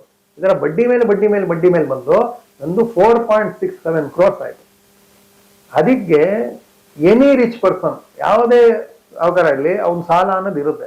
ಸೊ ಸಾಲ ತಪ್ಪೇನಿಲ್ಲ, ಆದ್ರೆ ಸಾಲದ ದುಡ್ಡು ಎಲ್ಲಿ ಹೋಗ್ತಾ ಇದೆ ಅದು ಮುಖ್ಯ. ಪ್ಲಸ್ ಸಾಲಕ್ಕೆ ಬ್ಯಾಕಪ್ ಇದೆ ತಾನೆ. ಹೋಮ್ ಲೋನ್ ಅಲ್ಲಿ ಏನ್ ಬ್ಯಾಕಪ್ ಇದೆ? ಹೋಮ್ ಲೋನ್ ತಗೊಂಡಾಗ ಕಂಪಲ್ಸರಿ ಇನ್ಶೂರೆನ್ಸ್ ಇರುತ್ತೆ. ಪ್ಲಸ್ ನೀವು ಹೋಮ್ ಲೋನ್ ತಗೊಂಡು ಆಲ್ರೆಡಿ ಬಡ್ಡಿ ಕಟ್ತಾ ಇದ್ರೆ ತಾನೆ, ಸೊ ನಿಮ್ಗೆ ಬಡ್ಡಿ ಕಟ್ಟೋ ಕೆಪಾಸಿಟಿ ಇದೆ ತಾನೆ. ಪ್ಲಸ್ ಇನ್ನೊಂದೇನ, ಅಕಸ್ಮಾತ್ ನಿಮ್ ಕೆಲಸ ಏನೋ ಹೋಗ್ಬಿಡ್ತು, ನೀವು ಹೋಮ್ ಲೋನ್ ಹೆಂಗ್ ಕಟ್ಟೋದಂದ್ರೆ ನೀವು FD ಇಟ್ಟಿದ್ರೆ ಆ ದುಡ್ಡು ಹೋಗ್ಬಿಟ್ಟು ಅಲ್ಲಿ ಕಟ್ಟಿ. ನಾನು ಬರೀ 8% ಹೇಳಿದೆ, ಅದೇ ನಾನು 10% 12% ನಮ್ಮ ಮ್ಯೂಚುವಲ್ ಫಂಡ್ ಸೆನ್ಸೆಕ್ಸ್ ಅದೆಲ್ಲ ತಗೊಂಡು 14% ಹೇಳಿದ್ರೆ ಎಷ್ಟು ಡಿಫ್ರೆನ್ಸ್ ಆಗ್ಬಿಡುತ್ತೆ. That's why rich get richer, big become bigger, strong become stronger. ಅದೆಲ್ಲ ಯೋಚನೆ ಮಾಡಬೇಕು. ಬರೇ ನಮ್ಗೆ ಮಿಕ್ಸೋದೊಂದೇ ಅಲ್ಲ, ನಾನು ಹೇಳಿದ ನಾವಲ್ಲೇ ಮಿಕ್ಸೋದಲ್ಲ, ನಾನು ದುಡ್ಡು ಮಾರೋದು ನೋಡ್ಬೇಕು, ದುಡ್ಡು ಬೆಳೆಸೋದು ನೋಡ್ಬೇಕು. ಈ ಇನ್ನೊಂದು ಹಂಗೆ ಪ್ರಶ್ನೆ ಬಂದ್ಬಿಡುತ್ತಪ್ಪ ನನಗೆ, ನನಗೆ ಲೋನ್ ಸಿಗುತ್ತೆ ಅಂತ ಅನ್ಕೊಂಡು, ಯಾವ್ದ್ರ ಮೇಲೆ ಲೋನ್ ಸಿಗುತ್ತೆ ಸರ್? ಈಗ ಕ್ರೆಡಿಟ್ ಇದಕ್ಕೆ ಕೊಡ್ತಾರೆ ಅಥವಾ ಇನ್ಯಾವುದಕ್ಕೋ ನನ್ನ ಇದನ್ನ ನೋಡ್ಕೊಟ್ಟಿರ್ತಾರೆ, ಅಂಥವೇನ ಸಾಲ ಸಿಕ್ಕರೆ ತಗೊಂಡ್ ಬಂದು ಇಲ್ಲಿ ಹಾಕ್ಬೋದಾ? ಇಲ್ಲ, ಬೇಡ. ಸಾಲ ಮಾಡಿ ಮಾತ್ರ ಯಾವತ್ತೂ ಇನ್ವೆಸ್ಟ್ಮೆಂಟ್ ಮಾಡಬಾರ್ದು. ಸಾಲ ಮಾಡಿ ಇನ್ವೆಸ್ಟ್ಮೆಂಟ್ ಮಾಡ್ಬೇಕಾದ್ರೆ ನಿಮ್ಗೆ ಸಿಕ್ಕಾಬಡೆ ಕಮ್ಮಿ ಸಿಗ್ಬೇಕು, 6% 7% ಸಿಗ್ಬೇಕು. ಬಟ್ ನೀವು ಇನ್ವೆಸ್ಟ್ ಮಾಡ್ತಾ ಇರೋದನ್ನು ನಿಮ್ಗೆ ಗ್ಯಾರಂಟಿ ರಿಟರ್ನ್, ಒಳ್ಳೆ ರಿಟರ್ನ್ ಬರುತ್ತೆ ಅನ್ಕೊಂಡು ನಿಮ್ಗೆ ಇರಬೇಕು, ಅವಾಗ ಇನ್ವೆಸ್ಟ್ಮೆಂಟ್ ಮಾಡ್ಬೇಕು. ಯಾಕಂದ್ರೆ ನೀವು ಇನ್ವೆಸ್ಟ್ಮೆಂಟ್ ಮಾಡಿದಾಗ ಅಕಸ್ಮಾತ್ ನಿಮ್ಗೆ ಟೈಮ್ ಆಗಿ ಲೇಟ್ ಆಗ್ಬಿಟ್ರೆ, ದುಡ್ಡೇ ಬಂದಿಲ್ಲ ಅಂದ್ರೆ ಏನ್ ಮಾಡ್ತೀರಾ? ಸೊ ಇನ್ವೆಸ್ಟ್ಮೆಂಟ್ ನೋಡಿ, ಇಟ್ ವಿಲ್ ಟೇಕ್ ಟೈಮ್. ಆದ್ರೆ ನೀವು ಮಂತ್ಲಿ ಕಟ್ಟಿದ್ರೆ ನಿಮ್ಗೆ ರಿಟರ್ನ್ ಬರೋ ಚಾನ್ಸ್ ಜಾಸ್ತಿ ಇದೆ. ಒಂದು ಕ್ಲಾಸಿಕ್ ಎಕ್ಸಾಂಪಲ್ ಹೇಳ್ತೀನಿ. JM ಫೋಕಸ್ಡ್ ಫಂಡ್ ಅಂದ್ಬಿಟ್ಟಿದೆ. JM ಫೋಕಸ್ಡ್ ಫಂಡ್ ಅದು 2008 ಅಲ್ಲಿ ಬಂತು. 2008 ಅಲ್ಲಿ 10 ರೂಪಾಯಿಗೆ ಬಂತವರು. ಸೊ ನೀವು ಅಕಸ್ಮಾತ್ 1 ಲಕ್ಷ ಅವಾಗ ಹಾಕಿದ್ರೆ 2008 ಅಲ್ಲಿ, ಸೊ ನಾನು 2020 ನಲ್ಲಿ ಇದ್ರ ಬಗ್ಗೆ ಆರ್ಟಿಕಲ್ ಬರ್ತಿದ್ದೆ, 2022 ನಲ್ಲಿ ಇದ್ರ ಬಗ್ಗೆ ಆರ್ಟಿಕಲ್ ಬರ್ತಿದ್ದೆ. ಅವಾಗ 14 ವರ್ಷ ಆಗಿತ್ತು ಈ ಫಂಡ್ ಬಂದು. 14 ವರ್ಷಕ್ಕೆ ಈಕ್ವಿಟಿ ಶೇರ್ ಮಾರ್ಕೆಟ್ದು ಎಷ್ಟು ಬಂದಿರ್ಬೋದು ರಿಟರ್ನ್? 1 ಲಕ್ಷ ಎಷ್ಟಾಗಿರ್ಬೋದು? ನಾರ್ಮಲಿ ನಾವೇನ್ ಹೇಳ್ತೀವಿ, 5 ವರ್ಷಕ್ಕೆ ಡಬಲ್ ಆಗುತ್ತೆ ಅಂತ, 14%. 5 ವರ್ಷಕ್ಕೆ ಡಬಲ್ ಅಂದ್ರೆ 2013, 2018, 2023. ಸೊ 1 ಲಕ್ಷ ಇರೋದು 2 ಲಕ್ಷ, 4 ಲಕ್ಷ, 8 ಲಕ್ಷ, ಒಂದು 5 ಲಕ್ಷ 6 ಲಕ್ಷನ ಇರಬೇಕು ಅಂದ್ಬಿಟ್ಟು ಅನ್ಕೊಂತೀವಿ. ಬಟ್ ಅವಾಗ ಏನಾಗಿದೆ ಅಂದ್ರೆ ಆ 1 ಲಕ್ಷ ರೂಪಾಯಿ ಬರೇ 1,25,000 ಆಗಿತ್ತು ಅಷ್ಟೇ. 14 ಇಯರ್ಸ್ಗೆ 1 ಲಕ್ಷ ಬ್ಯಾಂಕ್ FD ಅಲ್ಲ, SB ಕಿನ್ನ ಕಮ್ಮಿ ಬಂದು 25,000 ರೂಪಾಯಿ ಮಾತ್ರ ರಿಟರ್ನ್ ಬಂದಿತ್ತು. ಅಂದ್ರೆ 1.5% ಬಡ್ಡಿ ಬಂದಿತ್ತು. ಅಷ್ಟು ವರ್ಸ್ಟ್ ಫಂಡ್ ಅದು. ಅದೇ JM ಫೋಕಸ್ಡ್ ಫಂಡ್ ಅಲ್ಲಿ ಯಾರನ್ನೊಬ್ರು ತಿಂಗಳು ಹೂಡಿಕೆ ಮಾಡಿದ್ರೆ, ಪ್ರತಿ ಮಂತ್ ಇನ್ವೆಸ್ಟ್ಮೆಂಟ್ ಮಾಡಿದ್ರೆ ಅವನಿಗೆ 1% ಅಲ್ಲ, 2%, 5%, 8% ಅಲ್ಲ, 11.5% ರಿಟರ್ನ್ ಬಂತು. 11.5% ಬಡ್ಡಿ ಬಂತು. ಅಂದ್ರೆ ಏನರ್ಥ? ವರ್ಸ್ಟ್ ಫಂಡ್ ಅಲ್ಲಿ ಇನ್ವೆಸ್ಟ್ ಮಾಡೋದು ತಿಂಗಳ ಇನ್ವೆಸ್ಟ್ ಮಾಡಿದ್ರೆ, SIP ಮಾಡಿದ್ರೆ ಡಬಲ್ ಡಿಜಿಟ್ ರಿಟರ್ನ್ ಗ್ಯಾರಂಟಿ ಬರುತ್ತೆ. SIP ಲಾಂಗ್ ಫಾರ್ಮ್ ಏನದು? SIP ಅಂದ್ರೆ ಸಿಸ್ಟಮ್ಯಾಟಿಕ್ ಇನ್ವೆಸ್ಟ್ಮೆಂಟ್ ಪ್ಲಾನ್. ಪ್ರತಿ ತಿಂಗಳು ನಾನು RD ತರ ಪ್ರತಿ ತಿಂಗಳು ಸಿಸ್ಟಮ್ಯಾಟಿಕ್ ಆಗಿ ಕಟ್ಕೊಂಡು ಹೋಗ್ತೀನಲ್ಲ, ಅದಕ್ಕೆ SIP ಅನ್ನೋದು. SIP ನಾನು one of the worst fund, ನನ್ನ ಲೈಫಲ್ಲೇ ವರ್ಸ್ಟ್ ಫಂಡ್, ಅಂತ ಫಂಡ್ ಅಲ್ಲಿ ಮಾಡಿದ್ರು ಡಬಲ್ ಡಿಜಿಟ್ ರಿಟರ್ನ್ ಬಂದಿದೆ. Which means what? ನಮ್ಗೆ ಇನ್ವೆಸ್ಟ್ಮೆಂಟ್ ಮಾಡೋದು ಎಲ್ಲಿ ಗೊತ್ತಿಲ್ಲ, ಯಾವ ಫಂಡ್ ಗೊತ್ತಿಲ್ಲ ಅಂದ್ರೆ ಏನಿಲ್ಲ, ಸುಮ್ಮನೆ ಕಣ್ಣು ಮುಚ್ಕೊಂಡು ವರ್ಸ್ಟ್ ಫಂಡ್ ಅಲ್ಲಿ ಹಾಕಿದ್ರು ಮಂತ್ಲಿ ಹಾಕಿದ್ರೆ ಡಬಲ್ ಡಿಜಿಟ್ ಅನ್ನ ಬರ್ತದೆ. So every time there is a change. ಇವಾಗ ಒಂದು 200 ವರ್ಷ ಮುಂಚೆ ಸುಮಾರು ಜನ ಗೊತ್ತಿಲ್ಲ, ಅಲ್ಯೂಮಿನಿಯಂ ಗೋಲ್ಡ್ಗಿನ ಕಾಸ್ಟ್ಲಿ ಇತ್ತು. ಆಮೇಲೆ ಏನಾಯ್ತು, ಮನುಷ್ಯ ಅಲ್ಯೂಮಿನಿಯಂ ತಯಾರಿಸೋದ್ ಕಲ್ತು ಬಿಟ್ಟ. ಸೊ ಆಟೋಮೆಟಿಕಲಿ ಅಲ್ಯೂಮಿನಿಯಂ ರೇಟ್ ಕಮ್ಮಿ ಆಯ್ತು, ಗೋಲ್ಡ್ ಬೆಳ್ಕೊಂಡು ಹೋಯ್ತು. ಇವಾಗ ಏನಾಗಿದೆ, ಸಿಲ್ವರ್ ಅವೈಲೇಬಿಲಿಟಿ 90% ಕಮ್ಮಿ ಆಗಿದೆ, ಗೋಲ್ಡ್ ಸಿಗೋದು ಜಾಸ್ತಿ ಆಗಿದೆ, 60% ಜಾಸ್ತಿ ಆಗ್ಬಿಟ್ಟಿದೆ. ಸೊ ಗೋಲ್ಡ್ ಜಾಸ್ತಿ ಸಿಗ್ತಾ ಇದೆ, ಸಿಲ್ವರ್ ಸಿಗೋದು ಕಮ್ಮಿ ಆಗಿದೆ. ಸೊ ಸಿಲ್ವರ್ ಸಿಗೋದು ಕಮ್ಮಿ ಆದಾಗ ಏನಾಗುತ್ತೆ, ಸಿಲ್ವರ್ದು ಡಿಮ್ಯಾಂಡ್ ಬೆಳೆಯುತ್ತೆ, ಸಪ್ಲೈ ಇಲ್ಲ, ರೇಟ್ ಬೆಳೆಯುತ್ತಾನೆ. ಗೋಲ್ಡ್ ಸಪ್ಲೈ ಜಾಸ್ತಿ ಇದೆ, ಡಿಮ್ಯಾಂಡ್ ಅಷ್ಟೇ ಇದೆ, ಸೊ ಗೋಲ್ಡ್ ರೇಟ್ ಕಮ್ಮಿ ಆಗುತ್ತೆ. ಬೆಳೆಯಲ್ಲ ಅಲ್ಲ, ಸ್ಪೀಡ್ ಕಮ್ಮಿ ಆಗುತ್ತೆ. ಇನ್ಫ್ಯಾಕ್ಟ್ ಲಾಸ್ಟ್ 1 ಇಯರ್ ಲೆಕ್ಕ ಹಾಕೊಟ್ರೆ ನಾನು, ಗೋಲ್ಡ್ 20% ಬೆಳೆದಿದೆ, ಸಿಲ್ವರ್ 27% ಬೆಳೆದಿದೆ. ಸೊ ಸಿಲ್ವರ್ದು ಡಿಮ್ಯಾಂಡ್ ಜಾಸ್ತಿ ಆಗಿದೆ, ಸಪ್ಲೈ ಕಮ್ಮಿ ಆಗಿದೆ. ಅಂಡ್ ನಮ್ಮ ಮೊಬೈಲ್ ಸಿಲ್ವರ್ ಬೇಕೇ ಬೇಕು, ಇಲ್ಲಾಂದ್ರೆ ಮೊಬೈಲ್ ಮ್ಯಾನುಫ್ಯಾಕ್ಚರ್ ಮಾಡಕ್ ಆಗಲ್ಲ. Solar vehicle, solar panel, silver ಬೇಕೇ ಬೇಕು. ಎಲೆಕ್ಟ್ರಿಕ್ ವೆಹಿಕಲ್, ಸಿಲ್ವರ್ ಬೇಕೇ ಬೇಕು. ಸೊ ಸಿಲ್ವರ್ದು ಡಿಮ್ಯಾಂಡ್ ಜಾಸ್ತಿ ಆಗಿದೆ. ಎಲೆಕ್ಟ್ರಿಕ್ ವೆಹಿಕಲ್ ಮೊದಲೇ ಇತ್ತು, ಬರ್ತಾ ಎಲ್ಲ ಎಲೆಕ್ಟ್ರಿಕ್ ವೆಹಿಕಲ್ ತಾನೆ, ಎಲ್ಲದಕ್ಕೂ ಸಿಲ್ವರ್ ಬೇಕು. ಮತ್ತೆ ಸೋಲಾರ್ ಪ್ಯಾನಲ್ 5 ಇಯರ್ಸ್ ಮುಂಚೆನೂ ಸಿಗೋದ್ ಕಷ್ಟ, ಎಲ್ಲ ಕಡೆ ಸೋಲಾರ್, ಎಲ್ಲಾನು ಸಿಲ್ವರ್ ಯೂಸ್ ಮಾಡಬೇಕು. ಸೊ ಸಿಲ್ವರ್ದು ಡಿಮ್ಯಾಂಡ್ ಜಾಸ್ತಿ ಆಗಿದೆ, ಸಪ್ಲೈ ಕಮ್ಮಿ ಆಗಿದೆ. ಅದಕ್ಕೆ ಸಿಲ್ವರ್ ಲಾಸ್ಟ್ ಇಯರ್ ರಿಟರ್ನ್ ಜಾಸ್ತಿ ಕೊಡ್ತು, ಮುಂದೆನೂ ಸಿಲ್ವರ್ ಜಾಸ್ತಿನೇ ಕೊಡುತ್ತೆ ರಿಟರ್ನ್. ಇನ್ಫ್ಯಾಕ್ಟ್ ಯಾರನ್ನ ನಾನು ಇನ್ವೆಸ್ಟ್ ಮಾಡಬೇಕು, ನನಗೆ ಭೂಮಿನೂ ಬೇಡ, ಮ್ಯೂಚುವಲ್ ಫಂಡ್ ಬೇಡ, ಗೋಲ್ಡ್ ಅಲ್ಲಿ ಮಾಡ್ತೇನೆ, ನಾನು ಹೇಳ್ತೀನಿ ಗೋಲ್ಡ್ ಬೇಡಪ್ಪ, ಸಿಲ್ವರ್ ನಾನು ಮಾಡುವ ಅಂತ. Because silver will you better return then gold. Safe ಬೇಕಂದ್ರೆ ನನಗೆ ಗೋಲ್ಡ್ ಬೇಕು, ಸೇಫ್ ಬೇಕು, ನನಗೆ ಕಣ್ಣು ಕಾಣಿಸ್ಬೇಕಂದ್ರೆ ಆಯ್ತಪ್ಪ, ನಿನ್ ಕಣ್ಣೇ ಕಾಣಿಸ್ಬೇಕಾ, ಗೋಲ್ಡ್ ತಗೊಂಬೇಡ, ಸಿಲ್ವರ್ ತಗೋ ಅಂತೀವಿ. ಯಾಕಂದ್ರೆ ಗೋಲ್ಡ್ ಆಕ್ಚುಯಲ್ ರಿಯಲ್ ಯೂಸೇಜ್ ಲೈಫಲ್ಲಿ ಇಲ್ಲ. ಸಿಲ್ವರ್ ರಿಯಲ್ ಲೈಫಲ್ಲಿ ಯೂಸೇಜ್ ಇದೆ.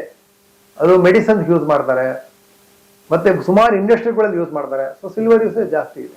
ಓಕೆ, ಅದರಲ್ಲಿ ನಾನು ಇನ್ವೆಸ್ಟ್ಮೆಂಟ್ ಮಾಡ್ತಾ ಇದ್ದೀನಿ ಅಂದ್ರೆ ಇನ್ವೆಸ್ಟ್ಮೆಂಟ್ ವಿಧಾನಗಳಿದೆ. ನಾನು ಆಕ್ಚುಲಿ ಒಂದು ಜ್ಯುವೆಲರಿ ಹೋಗ್ಬಿಟ್ಟು ತಗೊಂಡ್ರೆ, ನೆಕ್ಲೆಸ್ ಹೋಗ್ಬಿಟ್ಟು ತಗೊಂಡ್ರೆ, ನಾನು ನೆಕ್ಲೆಸ್ 1 ಲಕ್ಷ ಕೊಟ್ಟು ತಗೊಂಡ್ಬಂದ್ರೆ ಶೋರೂಮ್ ಆಚೆ ಬಂದಾಗೆ ಅದ್ರ ವ್ಯಾಲ್ಯೂ 70,000 ಆಗ್ಬಿಟ್ಟಿರುತ್ತೆ. 30,000 ಅಲ್ಲೇ ಲಾಸ್ ಆಗ್ಬಿಡುತ್ತೆ. ಯಾಕೆ ಮೇಕಿಂಗ್ ಚಾರ್ಜ್, ವೇಸ್ಟೇಜ್ ಅದೆಲ್ಲ ಆತರ ಆಗ್ಬಿಡುತ್ತೆ. ತಗೊಂಡು ಬಂದು ಇನ್ವೆಸ್ಟ್ಮೆಂಟ್ಗೋಸ್ಕರ ನೆಕ್ಲೆಸ್ ಅಂತ ತಗೊಂಬಾರ್ದು. ಇವಾಗ ಇನ್ವೆಸ್ಟ್ಮೆಂಟ್ ಅಂದ್ರೆ ಏನ್ ಮಾಡ್ಬೋದು, ನಾನು ಒಂದು ಗೋಲ್ಡ್ ಬಿಸ್ಕೆಟ್ ತಗೊಬೋದು ವೈಟ್ ಅಲ್ಲಿ, ಇಲ್ಲ ಅಂದ್ರೆ ಗೋಲ್ಡ್ ಫಂಡ್ ಅಂದ್ಬಿಟ್ಟಿರೋದು ಮ್ಯೂಚುವಲ್ ಫಂಡ್, ಅದನ್ನ ಹೂಡಿಕೆ ಮಾಡ್ಬೋದು. ಸೊ ಗೋಲ್ಡ್ ಫಂಡ್ ಅಷ್ಟೇ 500 ರೂಪಾಯಿ ಹಾಕೊಂಡು ಹೋಗ್ಬೋದು. ನಾನು ಗೋಲ್ಡ್ ಬರುತ್ತೆ, ಗೋಲ್ಡ್ ತಗೊಬೋದು. ಇವಾಗ ನೀವು ಸುಮಾರು ನೋಡಿರ್ಬೇಕು ಗೋಲ್ಡ್ ಈ ಕಂಪನಿಗಳಲ್ಲಿ, ಎಲ್ಲಿ ನಾವು ಗೋಲ್ಡ್ ತಗೊಂಡೆಲ್ಲ ಟನಿಷ್ಕ್ ಇರ್ಲಿ, GRT ಇರ್ಲಿ, ಅಲ್ಲಿ ಚೀಟಿಗಳಿದೆ, ಅದು ಹೂಡಿಕೆ ಮಾಡ್ಬೋದು, ತೊಂದರೆ ಇಲ್ಲ. ಬಟ್ ಅಲ್ಲಿ ಪ್ರಾಬ್ಲಮ್ ಏನಂದ್ರೆ ಒಂದ್ಸಲಿ ದುಡ್ಡು ಬಂದಾಗ ಅಲ್ಲೇ ತಗೊಬೇಕು. ನನ್ಗೆ ಅವ್ರು ದುಡ್ಡು ಕೊಡಲ್ಲ, ನನ್ಗೆ ಅವರು ಡಿಸೈನ್ ಇಷ್ಟ ಆದ್ರೆ ಅಲ್ಲೇ ತಗೊಬೇಕು, ಪ್ಲಸ್ ಮೇಕಿಂಗ್ ಚಾರ್ಜ್ ಇರುತ್ತೆ, ವೇಸ್ಟೇಜ್ ಚಾರ್ಜ್ ಇರುತ್ತೆ. ಸೊ ನಾನು ಇನ್ವೆಸ್ಟ್ಮೆಂಟ್ ನಂದು ದುಡ್ಡು ಬೆಳೀಲಿ ಇಲ್ಲ ಗೋಲ್ಡ್ ಬ್ಯಾಕಪ್ ಇರ್ಲಿ ಅಂತ ಮಾಡಿದ್ರೆ ಅದು ತಗೊಳೋದು ತಪ್ಪೆ, ಗೋಲ್ಡ್ ಚೀಟಿನೂ ತಪ್ಪೆ. ಎರಡೇ ಆಪ್ಷನ್ ಇರೋದು, ಒಂದು ಗೋಲ್ಡ್ ಫಂಡ್ ಮ್ಯೂಚುವಲ್ ಫಂಡ್ ಗಳಲ್ಲಿ, ಅದಕ್ಕಿಂತ ಬೆಸ್ಟ್ ಒಂದಿದೆ sovereign gold bond. Best investment gold ಅದೇ. ಇವಾಗ ನೀವು ಒಂದ್ 10 ಗ್ರಾಮ್ ಗೋಲ್ಡ್ ತಗೊಂಡ್ರಿ ಅನ್ಕೊಳ್ಳಿ, 50,000 ತಗೊಂಡ್ರಿ, 5 ವರ್ಷ ಆಯ್ತು, ಗೋಲ್ಡ್ 1 ಲಕ್ಷ ಆಗ್ಬಿಡ್ತು. ಸೊ ನಿಮ್ಗೆ 10 ಗ್ರಾಮ್ ಇವಾಗ 1 ಲಕ್ಷ ಆಯ್ತು, ವಿಚ್ ಇಸ್ ವೆರಿ ಗುಡ್. ಆದ್ರೆ ನಿಮ್ 10 ಗ್ರಾಮ್ 11 ಗ್ರಾಮ್ ಆಯ್ತಾ? ಇಲ್ಲ, 11 ಗ್ರಾಮ್ ಆಗಿಲ್ಲ ತಾನೆ. ಈ ಸಾವರಿನ್ ಗೋಲ್ಡ್ ಬಾಂಡ್ ಅಲ್ಲಿ ಗ್ರಾಮು ಜಾಸ್ತಿ ಆಗ್ಬಿಡುತ್ತೆ. ಎಸ್, ಮೋಸ್ಟ್ ಆಶ್ಚರ್ಯ ಅದೇ. ಏನಂದ್ರೆ ಅವನು ಸೊ ಗೌರ್ಮೆಂಟ್ ಅದು ಸಾವರಿನ್ ಗೋಲ್ಡ್ ಬಾಂಡ್ ಗೌರ್ಮೆಂಟ್, ಅಲ್ಲಿ ಏನಾಗುತ್ತೆ ನಿಮ್ಗೆ ಪ್ರತಿ ವರ್ಷ ನೀವೆಷ್ಟು ಹೂಡಿಕೆ ಮಾಡಿದ್ರೆ ಅದಕ್ಕೆ 2.5% ಎಕ್ಸ್ಟ್ರಾ ಕೊಡ್ತಾರೆ ನಿಮ್ಗೆ. 2.5% ಎಕ್ಸ್ಟ್ರಾ.